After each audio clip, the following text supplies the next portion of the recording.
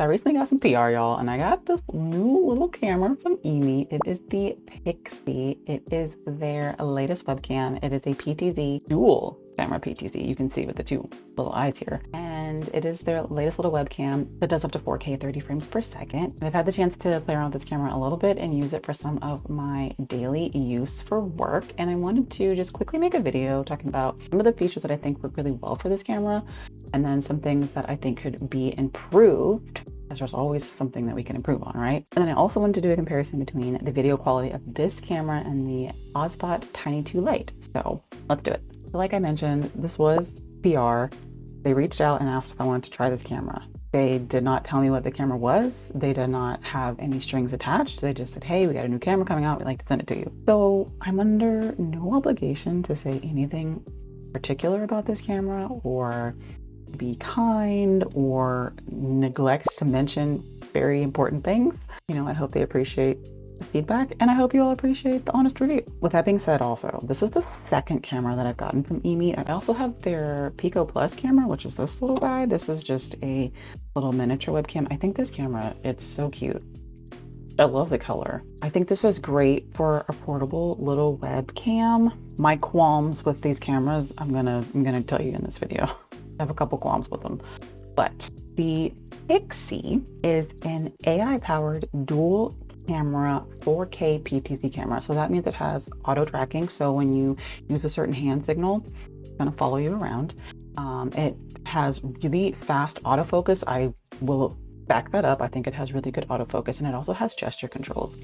And then it supports up to 4K 30 frames per second and 60 frames per second in 1080p. Once they come out with like a 4K 60 frames per second webcam, y'all, it's about to be over. It has a Sony sensor, and it also is supposed to have clear audio with 3 microphones, which you can see right here at the top. This camera retails on their website for $159.99, and it touts itself as the world's first dual camera AI PTZ 4K webcam. I'm not gonna, the things you get in the box, you get just typical stuff in the box. You get a cable, you get the camera, you get a little information packet. I'm not gonna do an unboxing, y'all. You know what you get in the box. You get the things that you need in the box. And then you get the clamp to clamp it onto your monitor if you want to use that, which I typically do. But because it's got such a good, sturdy, like round base here, you could just set it down anywhere on your desk to be able to use it that way, which is pretty nice, because a lot of times webcams don't have a flat bottom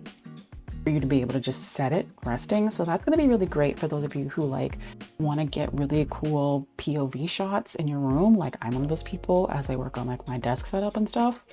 It has a flat bottom, so you don't need to worry about like screwing in a tripod at the bottom. You can just set it down if you want. It's supposed to have optimized facial imaging. It's supposed to be really good in low light. We'll see. All right, let's hook this up and let you get an idea for the picture quality. So now we're going to switch over to the Pixy. So now I'm using the EMEET Pixy camera. This is the quality default settings. So EMEET also has their own software called EMEET Studio. So I'm going to launch the EMEET Studio, and that is where you can go to change various things with the camera settings, like your resolution. You can add like filters, things like that.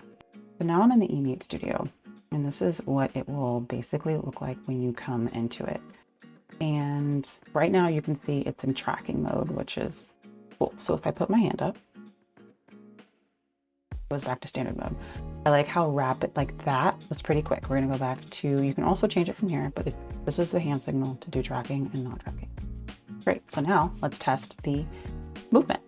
Come over here, y'all. Y'all is quick.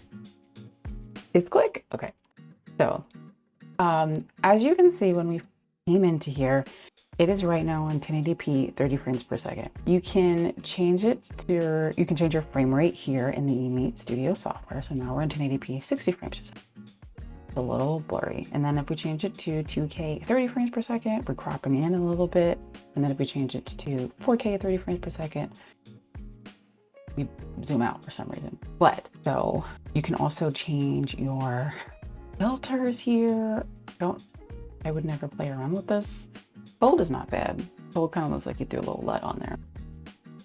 Blues, I look a little orange. Okay, you have vivid, and then you have custom. So you can make your own custom filter, match however you want.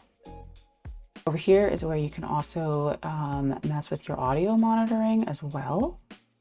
You can come over here and then change your audio monitoring, which is really kind of cool, because the other cool thing you can do with the EMEET, if you have an EMEET camera in the EMEET Studio, is you can also do a virtual camera and I believe a virtual mic, which is nice if you don't have an audio interface and you want to be able to bring things into here and to be able to control it out. Personally, I would never use this because I have enough ways to monitor my audio, but you do have the ability to do this here through the EMEET Studio software. You can also control the camera itself in the software. We're not going to do too much because this room is a mess. You can then also save your presets. So if you don't want to do tracking, but you want to be able to go to different presets, you can do that as well and save them here. You can also do different effects. So you can change your filter and then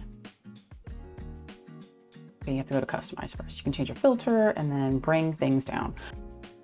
So as you can see here, one of the things that I really have issues with this camera is how contrasty it is. Like the colors are not there for me. So I would bring the contrast down a little bit and like maybe bring the sharpness down.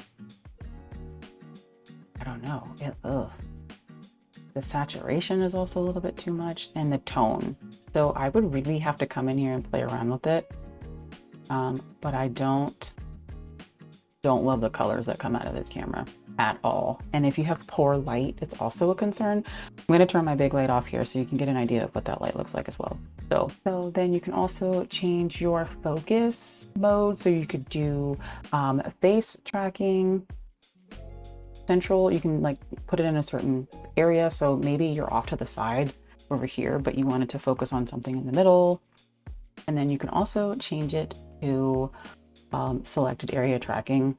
So you could say, yeah, I specifically want you to on this area, which actually is kind of nice that they gave you this ability to manually do that.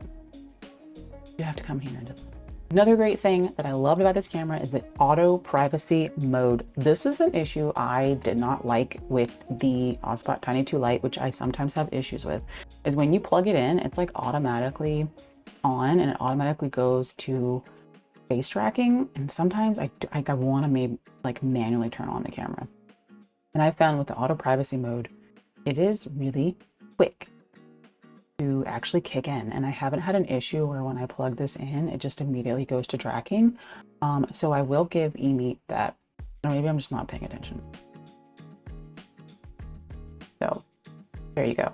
Let's now test the microphone on the EMEET Pixy camera, because I know a lot of people, you know, if you're using this for work settings, you're not going to have an external microphone per se. You want to be able to use the microphone on the webcam. So let's try that. So now I'm talking using the EMEET Pixy camera microphone, and I also have it in the audio mode for live mode, so it should be probably picking up a bunch of ambient noise perhaps. And now I'm going to switch it to a different audio mode, which is the original sound mode. So now I'm talking in original sound mode. I don't know how this is going to sound by using this audio mode with the camera, but this is what this sounds like. And now we're going to switch to noise canceling mode, which I imagine is a mode that a lot of people would be using. So now I'm using the noise canceling mode on the EMEET Pixy camera via the EMEET Studio software. So let me know what you think of this audio quality. All right, now we're gonna switch back to our fine mic because that's, I don't know, hopefully it sounds better. We'll see. So now we're back over on the fine mic. Okay, so now that we have talked about the video quality of this and the EMEET Studio software, we're gonna plug in a little OBSBot Tiny 2 Lite here and do a little video comparison, because this is what I've been using for the past few weeks for work. I've been liking using this camera over the default webcam on my MacBook Air. So we gonna see, we gonna see. We're gonna see what this looks like. We're gonna see what this looks like. Okay, I'm gonna switch back to the Sony a6400 because this is gonna look much better. It looks real good. All right. Plugging in the OBSBot Tiny to the Lite. Now ready?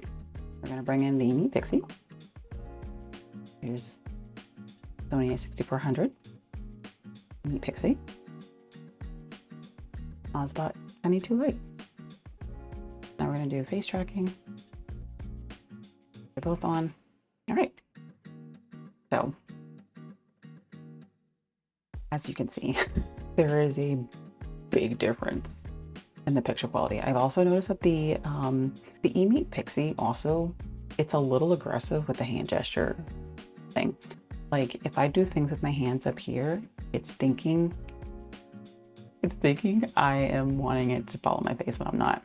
So you have to be really, really careful with your hands because, you know, AI doesn't get it right all the time. And sometimes it thinks that you're trying to do something that you really don't want it to do. So just be mindful of that. That being said, let's just take a moment to look up at the picture quality in these three cameras. I think the EMEET looks super saturated, super detailed. And again, this is something you can control through the studio software, but I think out the box, like it shouldn't be this aggressive for sure. I also noticed that the OBSBot crops in a little bit better than the EMEET Pixy does. So now we're gonna do some tracking comparisons between the two, and we're gonna get rid of the camera that does no tracking, and we're just gonna have these two. So, y'all ready? I'm gonna go over here. I'm gonna go over here. The EMEET is definitely faster.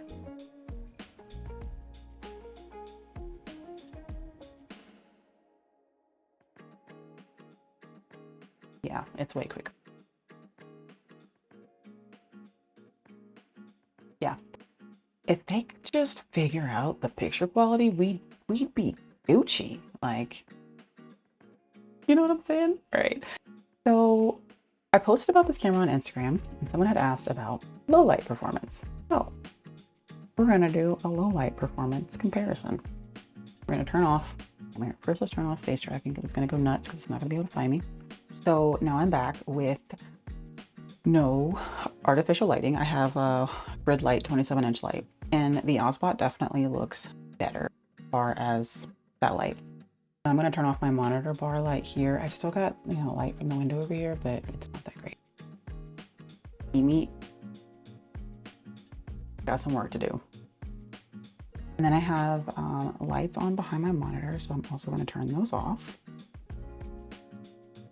And here is what it looks like between the two cameras. So let's go into the EMEET Studio software and see if we can fix that. So one of the things I will say that really, so I bumped up the brightness a little bit through their software. Like this is with the brightness all the way up.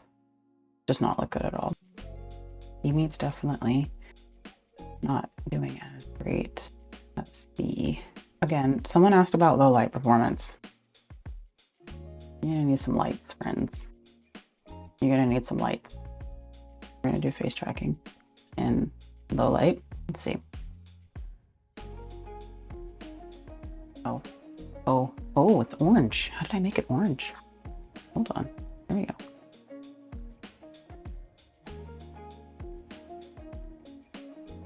Okay, there we go. Let's try it again, y'all. Oh, y'all. Having a hard time tracking me. Is it because I'm black? Not even gonna joke, y'all. That's like a real thing. Hold on, y'all. Watch. Y'all think I'm playing. Y'all are gonna be like, yeah, you're gonna bring race into it. Okay, we're gonna do this. Watch. Okay, we're gonna leave this up here over here. So you could just see, watch the light turn orange when I move.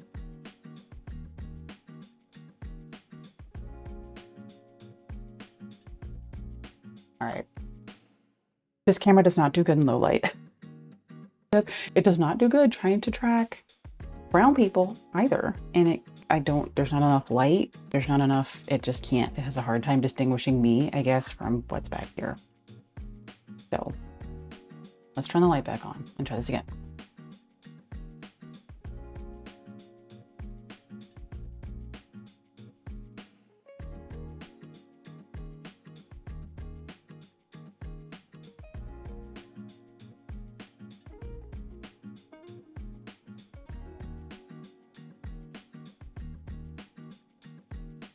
This is why we do these videos, y'all. This is why we do these videos.